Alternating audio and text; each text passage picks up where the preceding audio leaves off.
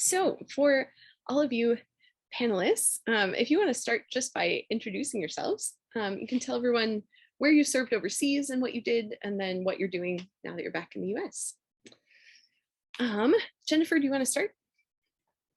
Yeah, sure. My name is Jennifer. When I was serving overseas, I lived in Slovakia in Eastern Europe, and I kind of did two things. Primarily taught English at a kindergarten. I partnered with a church there, and they started a Lutheran kindergarten, and I taught English there during the week. It was about 3 to 6 year olds, so lots of fun little kids. And then the rest of my time, I also got to help out at the church with their youth program, tell them about the confirmation, and then their younger, like middle school age youth group and high school. And then I had my own small group of some like college age girls that I got to know and led a little bit. Do you want me to tell you what I'm doing now? Is that the other part? Yeah. Okay. Now I live in Northern Illinois, in the Chicagoland area, and I'm a director of family ministry, overseeing children's and youth ministry. Awesome. Jordan? My name is Jordan. I served in Taiwan. I was a Bible and English teacher. I taught preschool through 4th grade a few times a week, each class, depending on which grades and how many lessons I had. Sometimes I saw them twice a week. Sometimes I saw them for 5 hours a week.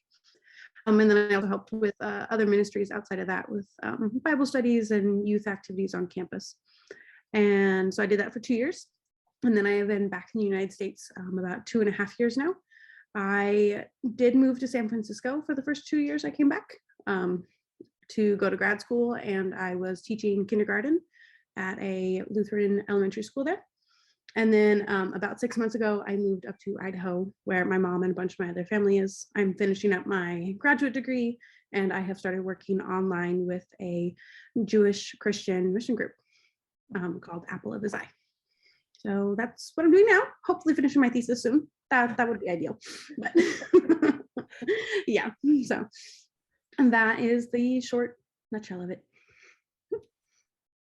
Great. Tim and Hope? Hi, so I'm Hope, and this is my husband, Tim. We actually served with Jordan overseas. So Jordan's second year was our first year. So our ministries were pretty similar. Tim did high school 2 years. So on the campus, there's an elementary school and a kindergarten, and there's also a high school. So Tim was at the high school for 2 years. I was actually my first year at the elementary school and kindergarten with Jordan, and then my second year I was at the high school. So that was our day job, and then we also did outreach ministry in downtown Jai at the church, where we did Bible study, and we marketed as like free English, but we were talking about Jesus. And then we also did after school tutoring to some other kids and families who were not connected with the school throughout the city too. And then now that you're back in the US? Now that we're back in the US, I teach 7th and 8th grade at a Lutheran school. And I'm at the seminary. I'm currently a second year student, so I've got vicarage coming up here shortly, hopefully. Awesome. And Courtney? Hi, I'm Courtney. Like she said just then, I served in Hong Kong for a year, and I taught at different Lutheran schools from the Hong Kong Synod, 4 different schools, and I worked at 2 different churches. So I taught religion classes as well as different classes in English, like math and history. And then we did youth group and VBS at the churches every Sunday. Awesome. And back in the US? Yes, I am currently working at a juvenile detention facility where I help youth and their families reconnect and learn better boundaries and coping skills. Great. So I specifically asked all of these people to join because, as you heard, they're all doing wildly different things now that they're back in the US, and influenced by things that they did overseas, but from different backgrounds and moving back into different careers. And so just for all of you, as you're considering spending some time overseas, I want you to see kind of all the different places that could lead. So everyone who's on the call or listening is considering being an overseas missionary at some point. So I wanted to ask all of you, how did you decide that you were going to go overseas and serve with MCN? I won't go around, just anyone who wants to jump in, feel free. So what we did, Tim's sister actually, well, I'll let you tell you probably explain better. But. Well, yeah, my sister was going through MCN at the time. She was in Hungary teaching English at a school there. And since we were familiar with that, we have other family connections with MCN as well. We were very familiar with it, and both of us were getting education degrees from Concordia University, Nebraska. And I always wanted to go to the SEM. That was kind of always my plan, but we figured we're both getting education degrees. It'd be nice to go out, see what ministry looks like, see what teaching looks like, and use those experiences going forward in those ministries. So we knew MCN had at least a 2-year thing, and we were comfortable with that. And we said, yeah, let's do it. We said, send us anywhere. And we ended up in Taiwan. So we were very happy. Taiwan was very happy to have you. We were very short staffed. And then when we learned we were getting both of you the next year, we were so excited. So I had a couple connections with MCN that helped me kind of go there. But also for me, like my senior year, I was looking at grad school. I was looking at the deaconess program at seminary. I was looking at moving home. And to be honest, I felt pushed in a lot of directions. And the only place that I felt pulled was into the mission field. That was the only place that I didn't feel like I was being pressured or pushed by some force in life, some group in life, and where I really felt God was calling me to go. And looking back on it now, I can really see that it was a step that I needed to take for myself rather than for my family or for my community or anyone else. It was a call that I needed to take for me and for my relationship with God. And so, yeah. It's a good way of putting it. I was one of the first 4 to go out. So they were trying to figure out where they were even sending people. And they told me, I went on a mission trip with one of the people who started MCN. And he told me, hey, would you think about going to China for like 2 years? Just go to China for 2 years and teach English. I'm like, my major is psychology.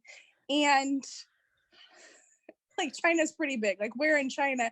And so I was like, no, I don't think so. And then I kept thinking about it. And like Jordan and I had a lot of different, I was applying to grad school, a lot of different stuff going on. And after that mission trip I took in my senior year of college, and then I just kept thinking about it, and I felt pulled and called. And I said, okay, I'll go for a year. I said, I'm only going to go for a year. And they said, okay, you can go for a year. And then I ended up staying for 4. So God has a very interesting way of working. I took some convincing, but yeah. Yeah, I wanted to serve overseas for a while. I went to Germany when I was in high school. It was a home-to-home exchange program, and I was talking to the mom of the family that I was staying with. And at that time, I was planning on going to Concordia, and I was going to be a DCE and go into ministry. And she was just like, we need more people, like young people that are passionate about their faith here, because most of Europe is very post-Christian and moving very heavy secular culture. And that was just kind of the first time that Europe was presented to me as a potential mission field. And I loved Germany, and I loved the family I stayed with. And so my plan was to go to Germany. That was what I wanted. That's what I kept hoping for and pushing for. And very similar to everyone, God definitely had a different plan for me. And I ended up in Slovakia because the pastor that I worked with was in the States visiting a friend, and they were showing him around Concordia University, Texas. It's my alma mater. And he was with one of our professors, and I ran into them in the hallway, and she's like, hey, Jennifer is looking at going overseas for internship. Would you guys consider like talking to her and see if she could come? And so that's how Slovakia even like came up as an option. And the pastor's friend knew about MCN. And so he was able to get me connected with MCN and learn more about them and get connected more with the church in Slovakia. And I have not regretted that decision for an instant. Like, I felt like Slovakia was more of the pull and Germany was me like forcing it. And it was a very wonderful, unique experience. Yeah, God has a way of bringing so many different things together in placing people different places in the mission field. I have been telling a lot of recruits recently that our motto in Taiwan used to be that all the Spanish speaking positions are full. Come to Taiwan. MCN does have one Spanish speaking connection, but you can get called into lots of places that maybe never imagined. Especially we have a lot of placements in Asia, which I know not a lot of Americans grow up thinking of, but so many places where few people have heard the gospel. Really, Asia and Europe are the two places we have the most, and yeah. Europe being the opposite extreme of people saying, do we really need to send missionaries to Europe? But like Jennifer said, so many who just don't know people who are active in their faith and passionate about it. Yeah. So the next question I had was, what were some of the greatest struggles in your time overseas and some of the greatest joys? I think for me, one of the greatest struggles were the things that you don't think about, like figuring out how to go grocery shopping for the first time. And it just like those little like cultural things that seem so insignificant now looking back. Like I could tell you my favorite grocery store that I like better in Slovakia than the stores that I go to here. But it was just one of those just everyday life cultural hurdles that I didn't think about beforehand. And MCN, I think, did a phenomenal job in preparing us. It just, you don't know until you experience it, until you're in that place and you're trying to find where the eggs are and realizing that there's milk on the shelf, but not refrigerated. And you're a little concerned about how that works and why is there milk not refrigerated? And so some of those little things that you have to overcome. And then like the little things that you miss about America. Leaving, I lived in Texas. I grew up in Texas, and Whataburger is like a staple in Texas. And I felt dumb saying that I missed Whataburger. And I was talking to Cindy, who kind of oversees all of the mission care at MCN. And she was like, that's something that means something to you and you miss it, and that's okay to miss it. And I think just like those little things and giving yourself grace and permission to struggle going to the grocery store, like it almost feels dumb to say that, but it was very uncomfortable for a few weeks trying to pick food to eat and make sure I didn't mistranslate it on Google Translate because I still didn't know the language. And I'm like, I don't know what I just bought. I hope it tastes good. So, or wondering if the milk was going to make me sick because it was on the shelf. That was weird. That was really weird. Still freaks me out a little bit, but yeah, I think those are just some of the hurdles that you think you go over just to do like ministry and all of this wonderful things that you get to do, but you have to overcome some everyday hurdles first. Yes, lots of grace for yourself. I can really second that with what Jennifer was saying. I think that was definitely probably our greatest struggle, was just trying to do the little things. I mean, someone told us when we first moved there that it's like becoming a baby all over again. Like you can't eat without somebody else. You can't go anywhere without somebody else. You can't speak without somebody else. And it becomes just very frustrating at first because you're so used to being so independent, and all of a sudden that's just taken away from you. But also, I would say there's so many joys that come with that, with being overseas missions. But one of them is just being able to conquer that and be like, oh my gosh, now I can order my food in Chinese, and now I have a favorite restaurant, and I know my neighbors, and I know the family that runs the noodle stand down the street, and I'm friends with them. And yeah, and that just going at the relationships, I think far exceed anything that makes it difficult. Just meeting people was really cool, and having those connections. One of the coolest things that I think ever happened to us, and we were just talking about this, was one time in downtown Chiayi. I was looking for someone to do calligraphy for my sister who was getting married, and I went to a calligraphy store, never been there before, no idea, didn't know a single person. Walked in and I was like, through my broken Chinese, asked, could you do this? And they're like, well, no, we don't do this. But then this artist walks in I didn't know she was an artist, but the owner goes, oh, but I know her. And so I talked to her. And she was like, oh yeah, I'll do this. Well, actually, I have one of her paintings right here because we were talking about this with somebody else. We ended up having some paintings commissioned, but these are Bible verses right here. And it was really cool for her to be like, okay, what is this Corinthians here? Like, what is this? What does this mean? And to be able to explain, well, this is a Bible verse, I'm a Christian. And just little connections that you see God throughout all of your ministry is just, it's so cool. That's awesome. Yeah, I think one of my like most vivid memories of living in Taiwan, like in the early months, was standing outside a tea stand and ordering tea by myself. And like there was a team member, Hannah, who would go a lot of places with me. And as I was learning like how to read and like how to order in Chinese and stuff, she would often stand like on the sidewalk and help me practice how to say things before, and then she'd make me go up and order it myself, which of course I did not appreciate at first.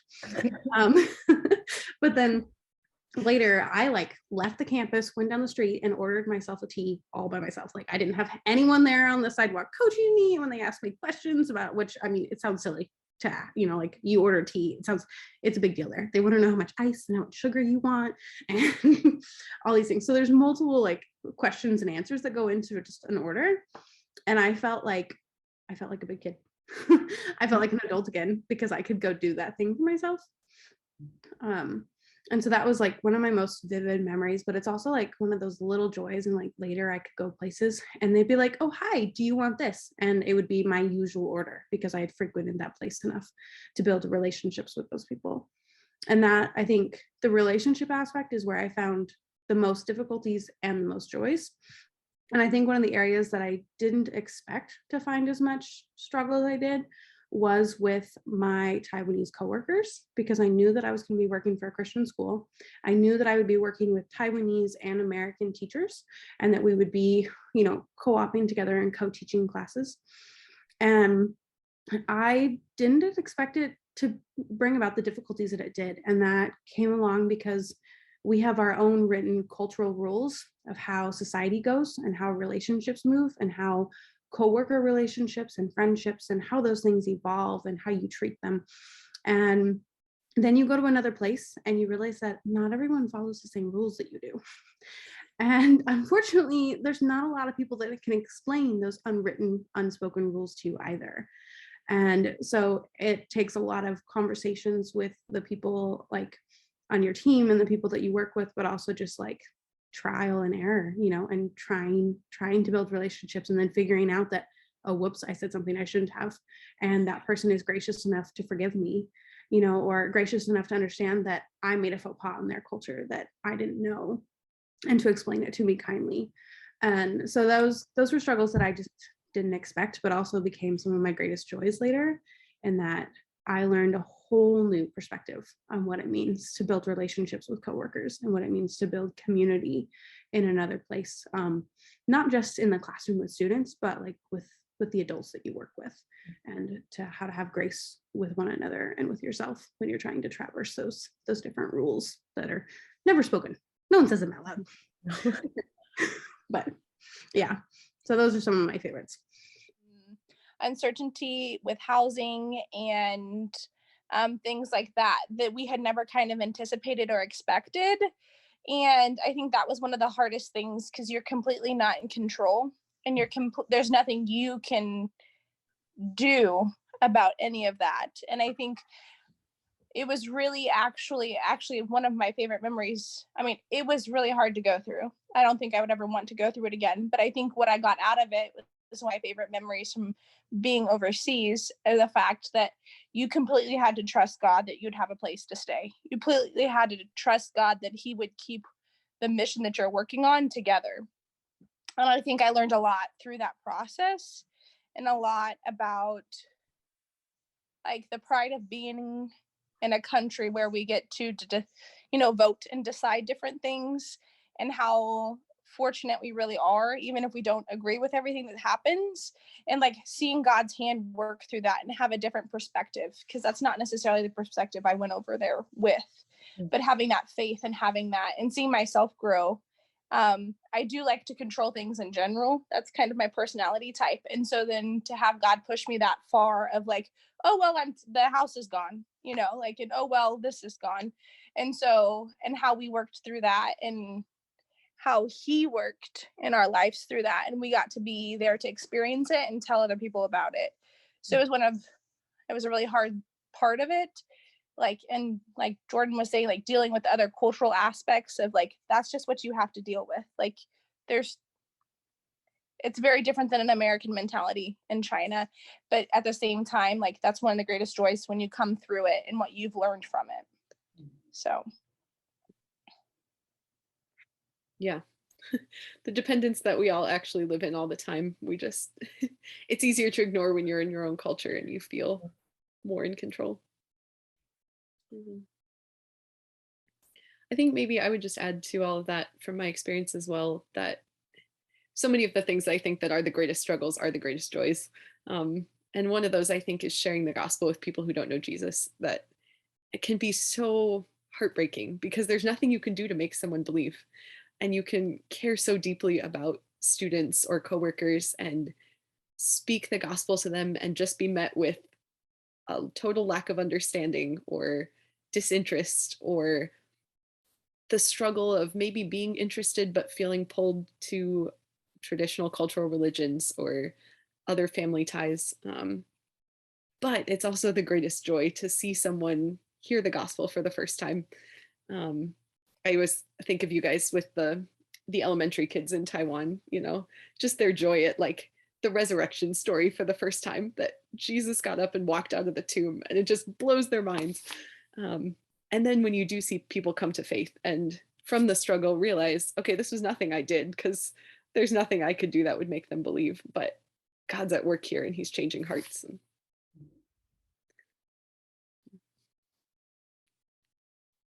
I think can I just say one thing? Yeah. Oh yeah. And like, so I was in Europe. It's a very different culture than Asia.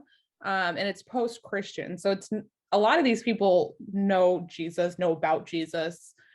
Family history is some sort of Catholic or Protestant. I think the biggest difference, it's still like 100% agreement of God's in control. And that's a hard thing for, I think, Americans to let go of.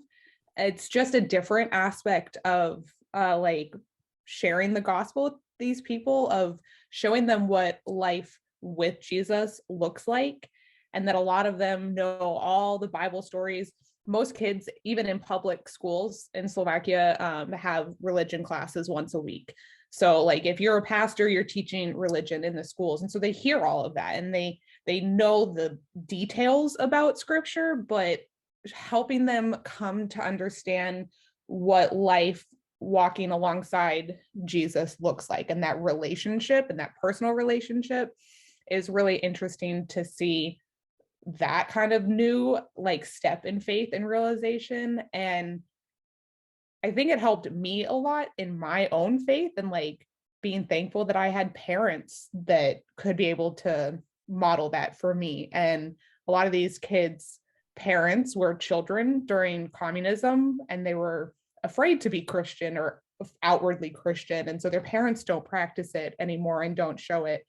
And so just some of those things that I can be thankful for now, and realize what a blessing it is that I never grew up in a place where I had to be afraid of my faith and change my faith for fear of what others might do to me.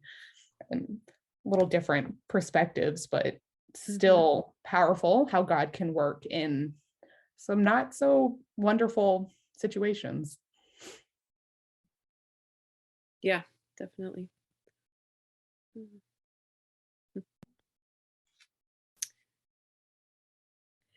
Right. So how was the transition back to the US then?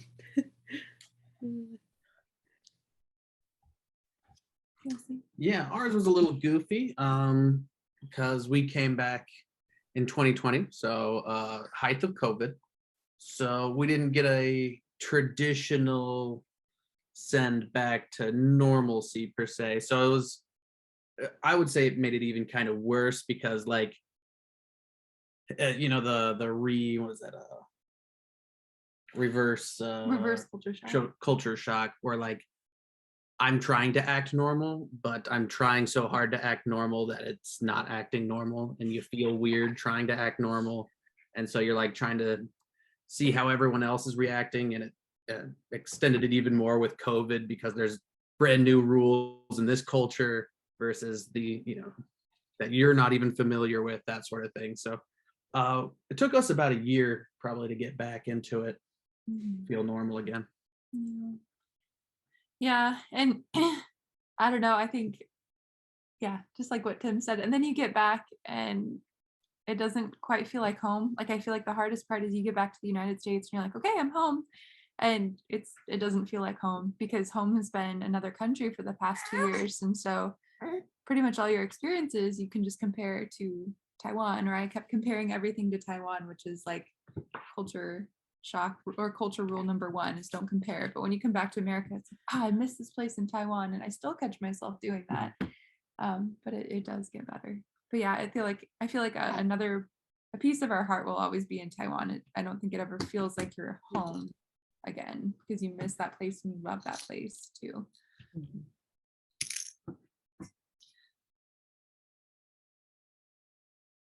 I know.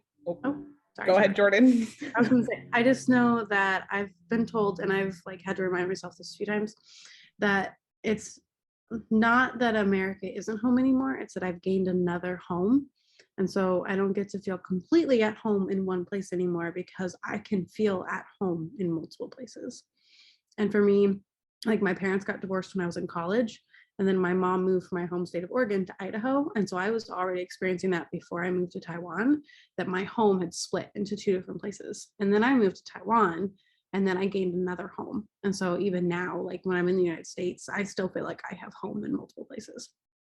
And that's okay. It's the forever pain of living overseas is that you get to be home multiple places, but it's also a strength and a skill. Yeah, I think part of my returning back to the States that I struggled with is the mindset that I came into America with was, I'm going home, I know it, it's my country. And it's very different because you are a different person, and I'm not the same person I was when I moved to Slovakia. And that, like, so I feel like I didn't come in with the best frame of mind. And I think I kind of held myself up, and I did a lot of like comparing of, well, in Slovakia, we do this, and I can go here in Slovakia and I can do this and I can't here. Or the culture that I live in is a big city. Like I live 40 minutes from Chicago. And so that big city culture of very fast paced, very like busy schedules is pretty much the complete opposite of what Slovakia is and Slovak culture. And so there's that tension of like, I should feel normal here, but I don't. And I don't like that I don't feel normal, and I miss this other place.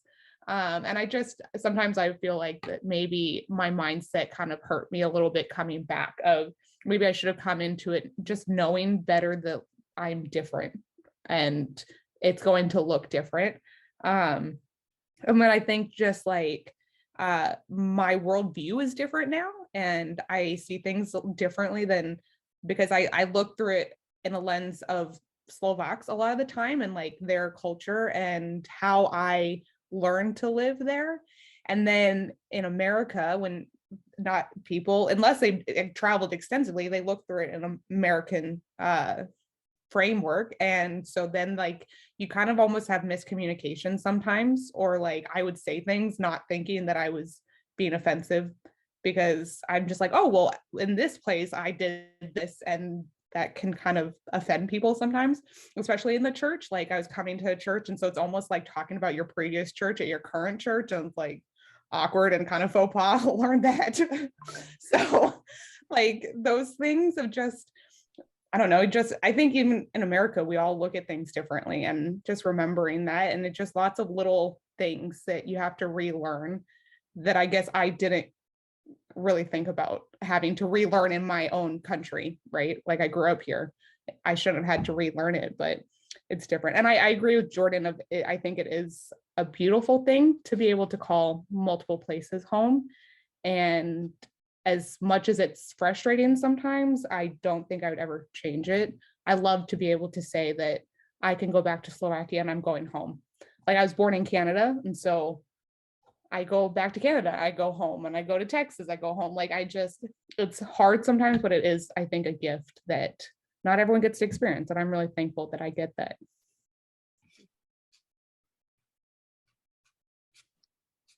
I think for me, like, I moved to a different place in like the United States than I have ever lived before. But it was really good because there's a lot of like culturally influenced people. I worked at a girls' dorm where there's lots of different nationalities and things like that. And that was interesting for me to see that even though I've experienced different culture, everybody experiences different cultures differently. And I think it was hard for me to like relate to people in a small town too, kind of like you were saying, if like I kept thinking big picture, or like I kept thinking beyond where we were, and everybody else was just like, I don't understand why this is a problem. And I'm like, but like, that's so rude for you to say. And they're like, I don't understand why it's a problem. And I'm like, if you did, then you probably would have traveled overseas and then we wouldn't have this problem. But I think also for me, it was hard for me to explain myself to other people. I felt pretty isolated, and my experience was kind of isolated in itself of what I experienced over there. But then trying to explain that to people is really hard to get them to kind of understand and to get them to see how it's impacted me. Like even my family or even my parents, they're like, well, do you even miss it? And I'm like, yeah, I do, but I can't talk about it with everybody because not everybody understands that. But the people who do get it, and the people who want to get it, and the people who are interested in it and really care about you and can at least empathize with you a little bit about what it all was, those were the people that like I really gravitated to the first like 2 years I was home, is the people like you look at and they just like get it. They're like, oh, you're having a bad day. What do you need? Right? Like there was one time I was like, my mom said, Courtney, you've just been kind of off. Like you're just kind of grumpy. And I started crying. I was like, I just want fried rice. Like, why won't you make me fried rice? Like, I just want fried rice. My mom's never made fried rice in her life, but we Google it and we make fried rice. And she's like, does it taste the same? I'm like, no, but it's close enough. Like, and so it's okay. But, she didn't understand, but she tried, and so that's like one of the things that I really learned about like your support system and like transitioning, how important that is to realize and pinpoint people who can make that connection and help you with that. But yeah, and it helps that where I moved has a really good Chinese restaurant. It's American Chinese, but they have really good fried rice. So that's helped a lot. I do want to add something because what Courtney was talking, it reminded me of something. I remember being told before I went to the mission field to not get so caught up on where you had been that you forget where you are. And like to remember to invest in like the place that you are in the community you are, and don't spend so much time talking to family, on the phone in the evenings, that you don't go and invest in your community where you are now. And I had a hard time learning that again when I returned to the United States. And to be honest, I think I struggled with loneliness during reverse culture shock way more than I did when I went to Taiwan. Because when I went overseas, I expected to feel out of my element. And I tried to build relationships with the other missionaries, with my coworkers and with the people there. But then when I moved back to the United States, I chose to move to a place that I didn't have any friends or family there currently. And I went into it the attitude of, well, at least the signs are in English. I can read things. I can get around. Like it's easier than Asia, right? But then I got there and I found myself feeling lonely. I found myself feeling like I didn't have people to connect with, and I didn't have people who got it always. And I had to remind myself to don't don't get so hung up on where you've been to forget to invest in where you are.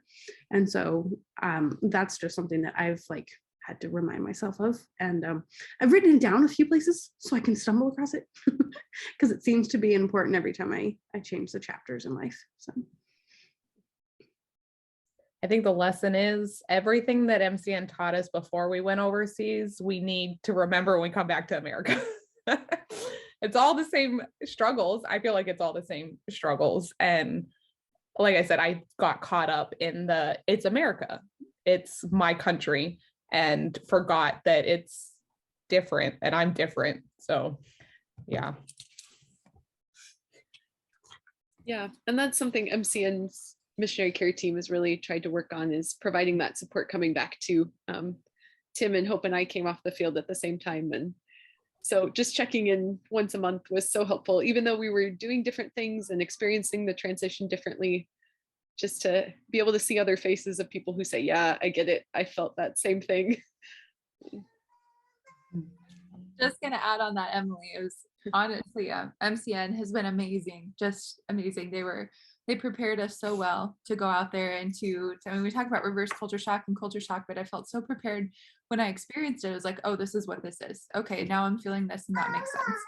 And then they have teams of people who check up on you regularly. And not only that, but you become very close with the other MCN missionaries too.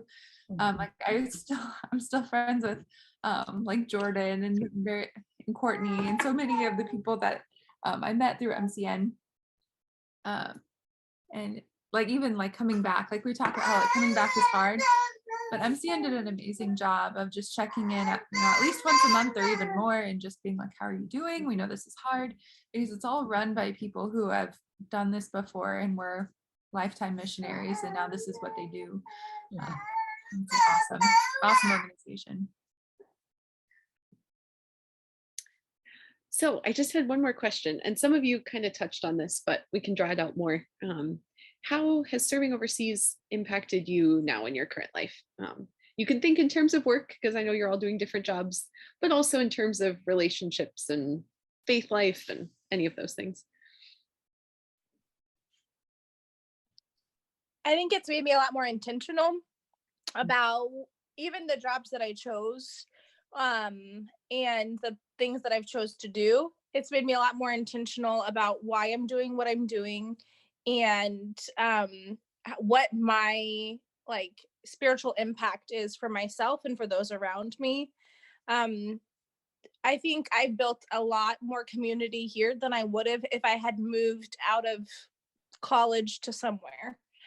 I think I really focused a lot differently on building relationships and building community, and that was taught to me by going overseas and having to do that. And one of the things is like, college is great, like you have built-in friends, like you got a roommate, you got people living close to you, you guys are all kind of doing the same thing, and like that's amazing, it's a great time. And then you go into like the not real world, college is real, but like when you have to make your own friends and you're like, I don't like all these people, or like I like these people, but they're really busy and they can't hang out with me. And these kinds of things where you have to make your life, and then you put it overseas of like, I might like this person, but I also don't know what they said. So like, then you had to really work and build your skills and their skills to make friends. And then I think that really impacted how I make friends and make community in the States and what jobs I pick. So Yeah. For me, oh sorry. Nope, go ahead. Okay. For me, it was really helpful because coming from a ministry, coming from off the field and going to the SEM, it's a lot easier for me to put everything that I learn into a practical idea. I have a place to put it versus, coming straight out of college where I would just put it in this theoretical, I don't exactly know what ministry looks like. I don't know what, as Courtney said, the real world looks like. But with this experience, not only do I get to see what ministry looks like, but what that ministry looks like in a different culture. Potentially as a pastor, I'm going to get called anywhere in the United States, and which might be a different culture than the Midwest culture. And, use a lot of those same skills to help me adapt to those new places. And I think on top of that too, like I relate a lot more, and I really seek out those who are coming from a different country too, especially those who are Taiwanese, just because I lived with them. But like there's a Taiwanese family here on campus, and I've become pretty good friends with them. And I really feel like I'm just drawn to those people too, and just thinking, wow, they're in another country. Like I remember what that feels like. I hope they're doing okay. I'll check in on them, and you just see people differently because of it. I have to remind myself that when I see like ethnically Chinese people and I have the sense of like my people, like they don't have that sense when they look at me. Oh yeah.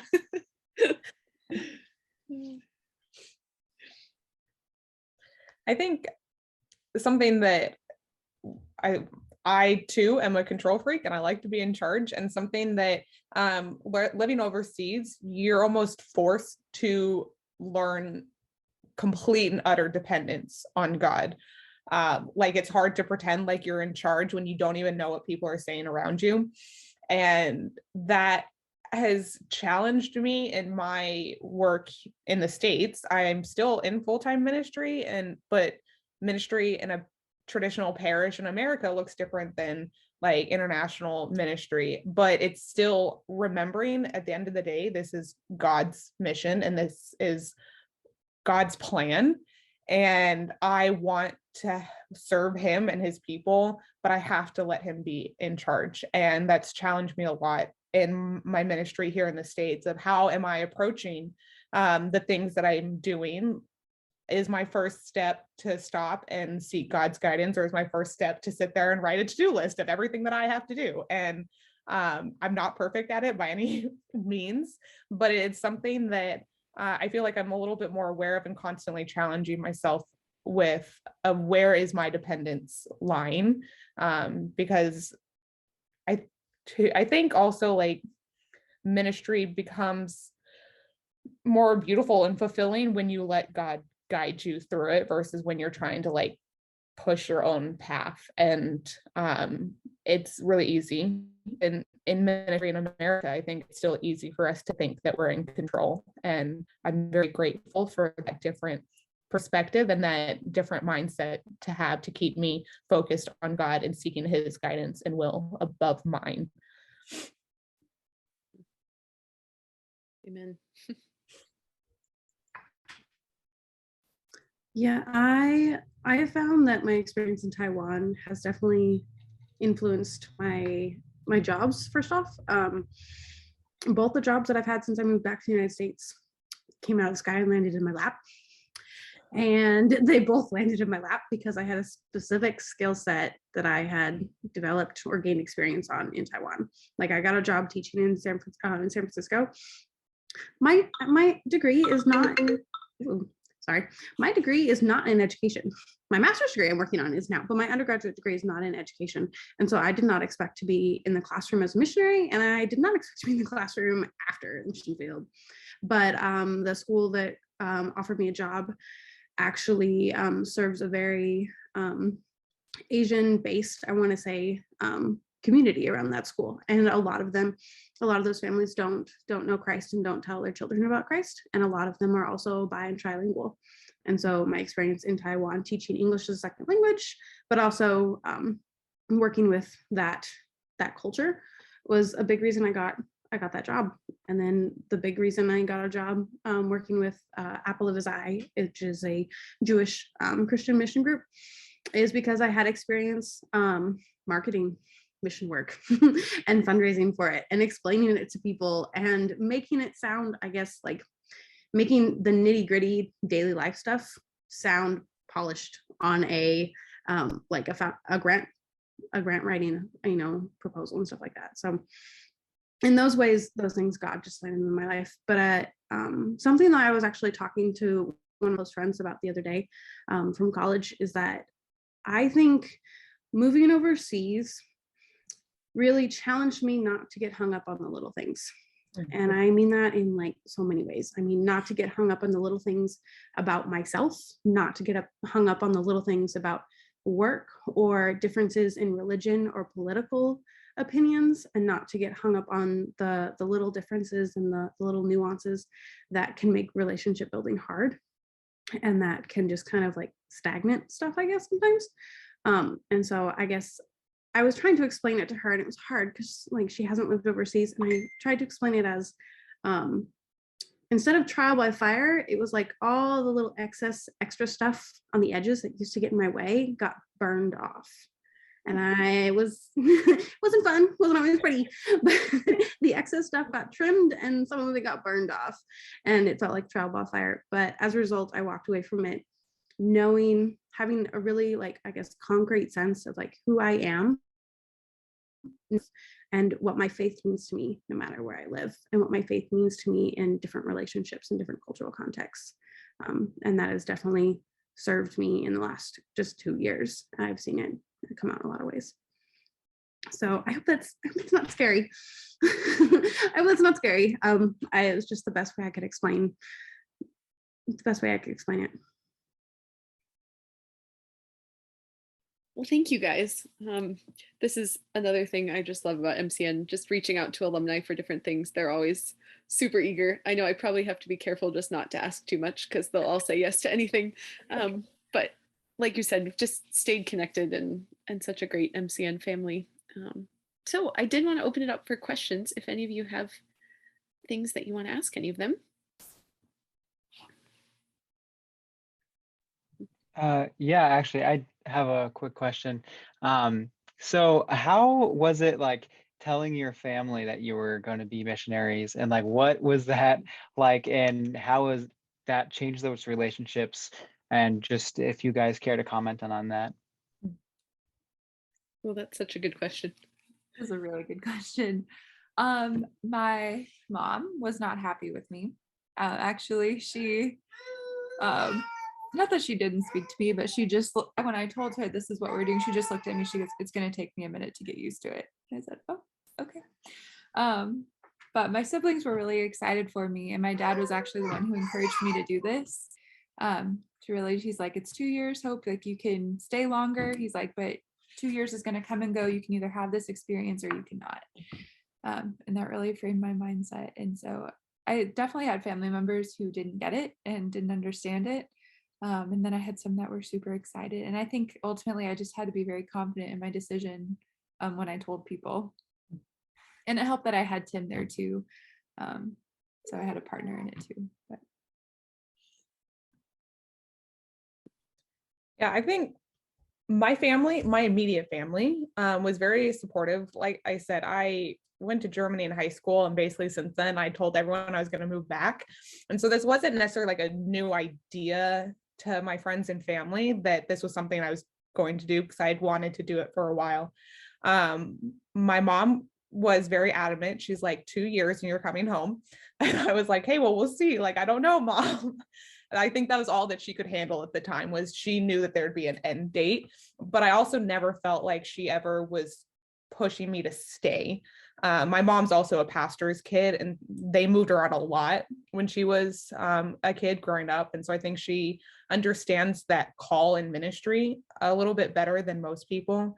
And I think it was more like periphery, like friends and outside people that had a harder time understanding it. Like I said, I grew up in Texas, and if anyone knows anything about Texas, it's you're Texan through and through. Yeah, Courtney, you grew up there.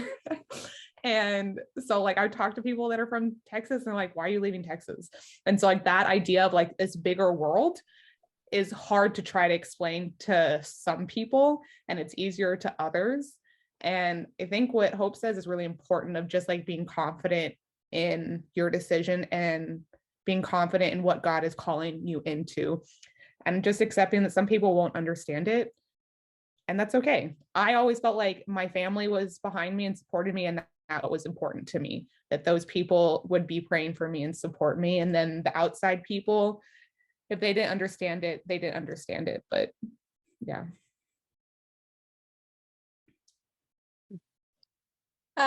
My mom was pretty excited about it. My mom did a lot of mission work at the church and was like a secretary, and she was pretty excited about me going. I think she was worried and a little bit scared, and I think that came out in some different things. think my dad as well was worried and scared. One of the biggest questions I got from people was, are you making any money? Like, what are you doing? Like, are you just going to do this for, like, how do you make any money? How are you going to pay off all your student loans? How are you going to do this stuff? And I had to be very like conscious of like how I presented that to people and the benefit. And especially when you're doing fundraising and things like that, of you'll get a lot of different questions of like, why now, why this, why there, and being able to educate yourself about why you're actually going, where you're going, and those kinds of things really helps with that decision. But ultimately, yeah, my family, I think they kind of expected me to do something a little bit like this. I never expected myself to do anything like this, but my mom was like, yeah, I figured you'd do something kind of strange like this. I was like, so different reaction. I went on a few short-term mission trips during my undergraduate studies, and my family all seemed to be really excited for me about those. And so when I said I was going to move to Taiwan for a couple of years, a lot of my family members were not surprised, and while they were nervous or they may not completely understand it, they did support me. I think the hardest part was my mom didn't get it, and my mom, to be honest, did not want me to go. She didn't want me to go, and she spent a while trying to talk me out of it. And after a while of that, I stopped talking to her about it because I didn't want my decision to be ruled by fear. And I think that's where she was coming from a lot, was she was scared for me. And there'd been a lot of change in our family life the couple of years leading up to that. And so I think it was just a lot. And so I kind of had to step back from that. And it has changed my relationship with my mom since then, in good ways. Like, some things are hard, but in other ways it challenged me to draw closer to some other mentors in my life who really pushed me to seek God's guidance in different ways, and to seek God's guidance in ways that were kind of scary, like asking God to tell me which way he wanted me to go. And then when he gave me an answer that was terrifying, saying, okay, I'll go anyway. Even though my mom's scared and my mom doesn't want me to go, I'm going to go anyway. And so that was a big step.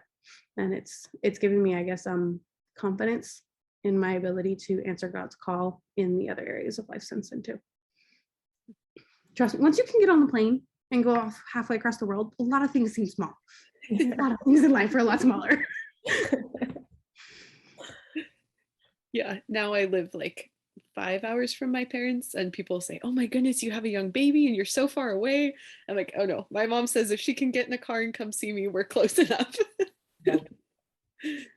Well, my parents visit me now more than they ever visited me in college. Like, they are up here every like 4 months to come visit after me being away. They're like, we're making up for time. And so that's always kind of fun too, to see how your parents will react after. I wonder, I feel like different cultures, people from different cultures see it differently as well. So to what extent should we obey our parents when it comes to making the decision of going overseas, becoming a missionary?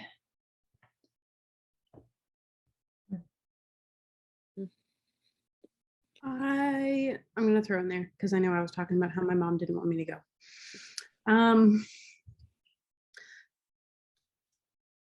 Sometimes your parents get it.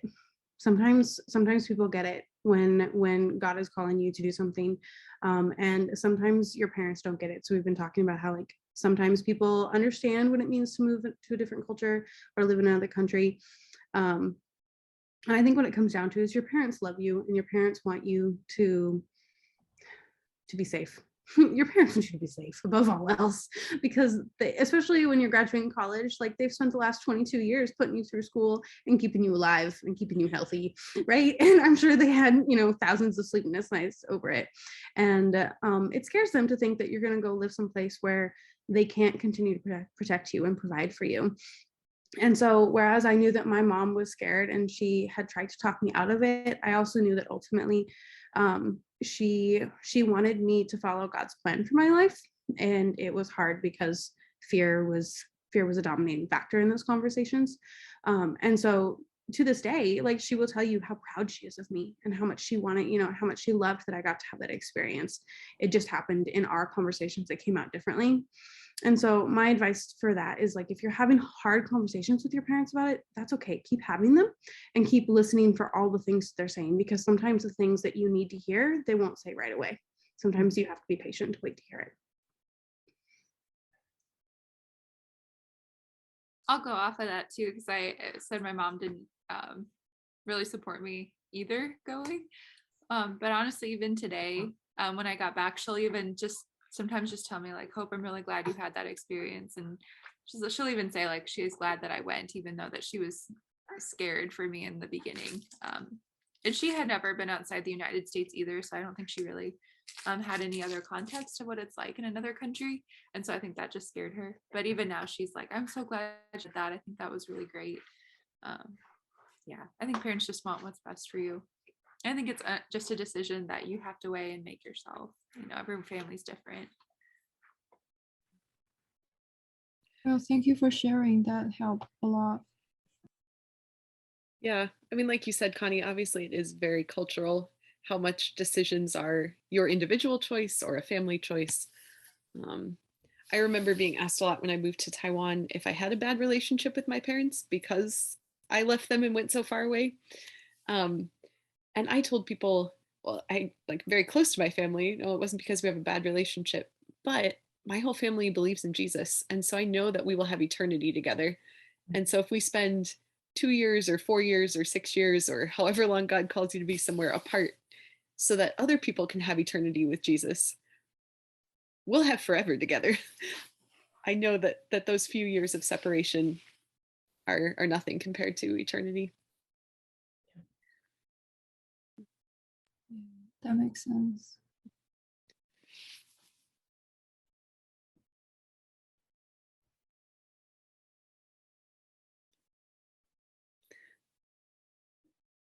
Other I guess questions? I'll ask one brief question. So just the way life is playing out, it looks like I'm going to be going out in the field the next 1.5 to 2 years. So just kind of what, when you were first starting out and when you were in that season of life, what experiences are really helpful in transitioning, what things people told you, like what was just like really helpful in that like beginning of starting out on.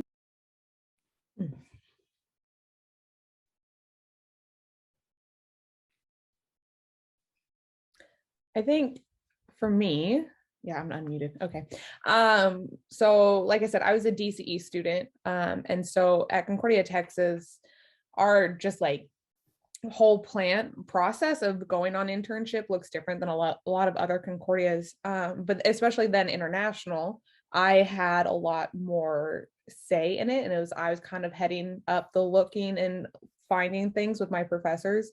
But having my professors' support and there to like talk through things helped me a lot.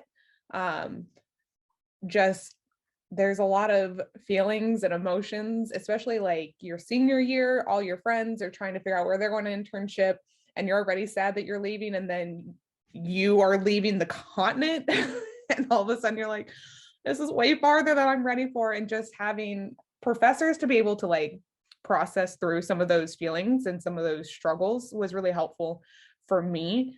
And then I also appreciated MCN because I felt like I could ask them all of the questions too. And so I like to be prepared, and I like knowing, and you can't know everything, but just knowing that they were there to answer any questions that I had helped a lot, helped ease some of the nerves and the anxieties. It just, then it's not swirling around in your head constantly. You actually get it out and you can talk to people. And I don't know what school you're at, but I don't know any Concordia that isn't supportive of going overseas. And so if there's like professors that you are really close with or something, or Emily has lots of answers about MCN, and just like having those conversations, for me, as long as I can get it out of my head, that's better than it just like sitting and festering and like, staying awake at night. And so, yeah, lots of conversations. think for me, one of the pieces of advice that I still take with me was from John Mayle. Actually, it was maybe a couple days before we left for Taiwan, and it was the last time he was going to see us before we left. And he just turned around. He's like, "Well, all right, guys. I hope you make mistakes, and I hope you make a lot of them." And I've carried that with me because mistakes are where you learn the most, and you're going to make a ton of mistakes, and you got to give yourself grace, and that's a learning curve too. You know, a big part for me was going on short-term mission trips. And like I was really blessed to have an opportunity to do that, to go 3 different places during my undergrad studies. But I went each time with one professor named Paul Miller, and he is the same person who connected me with MCN later on. And he has this line that he says before he goes on any mission trip of any length. And I have told myself this a lot, and I've told other people, and you may not get it at first, so bear with me. Remember, they don't smell, you smell. Okay, when you go to different places, your diet changes and the natural BO of areas change. And in America, we don't think that's a thing. But then you go someplace else and you go someplace, and they eat different things and their bodies smell. And you think, oh my gosh, all these people smell. Have they not invented deodorant over here? Like, what is going on? No, it's the diet change. And as a result, you have to realize when you show up, you're a newcomer and they're welcoming you with open arms, and they can smell you just as much as you can smell them. And it's this weird thing because it just like it hits your nose, and it takes a few days for you to get like nose blind to it. And but it carries over in so many other places because you walk in and you think, wow, these people are so gracious and kind and welcoming.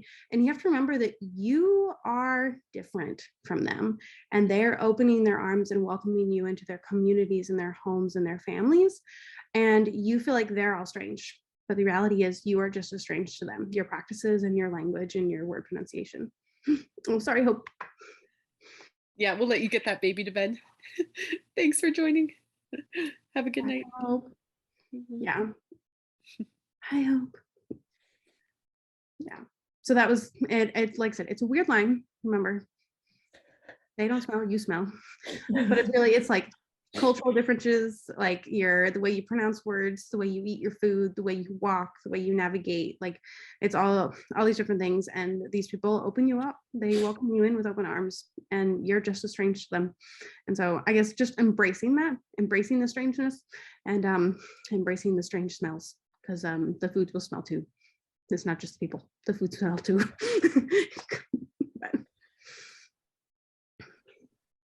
I think one thing for me is I've learned this phrase since I've been there, but I learned it like I knew what it was there, but you don't know what you don't know.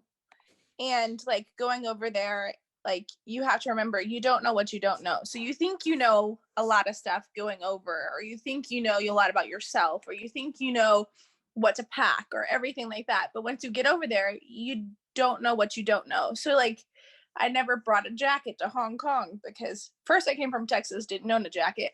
And then second, I was like, it's going to be tropical. It'll be fine, right? That rain gets really, really cold. And that's one of the first things like I had to go buy, but I didn't know, and people aren't going to, they don't think to tell you, hey, maybe bring a jacket, right? Because you don't know what you don't know, and they don't know what you don't know either. So just give yourself some grace and some time with that. And like, even as you're packing or as you're preparing, just remember, like, as prepared as you are, you still don't know things, and that's perfectly fine. And that's very normal.